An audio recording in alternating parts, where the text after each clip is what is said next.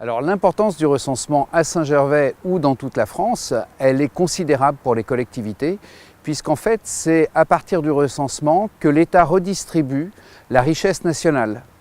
Donc si des gens ne se recensent pas, si la population n'est pas réellement comptée comme avec tous ses habitants, eh bien on pénalise tout le monde, on pénalise tous les habitants parce que l'État ne va pas donner l'argent qu'il devrait donner à la commune. Alors à Saint-Gervais, ça se passe, on est encore un peu à l'ancienne en France, hein. On devrait pouvoir compter en temps réel le nombre d'habitants. Eh bien non, on n'est pas encore dans cette dynamique-là.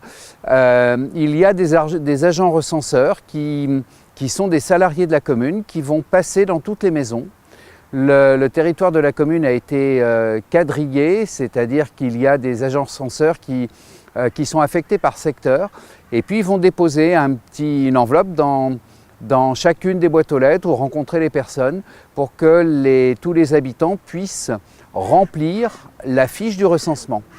La particularité de cette année, c'est que chacune pourra se recenser directement sur le site de l'INSEE par Internet, c'est-à-dire ne pas avoir à donner le formulaire papier. Et donc ce sera fait encore en plus en toute discrétion puisque ce seront les habitants qui le feront directement. Ça commence dès lundi et ça va durer un mois. Et là, il faut être vraiment vigilant.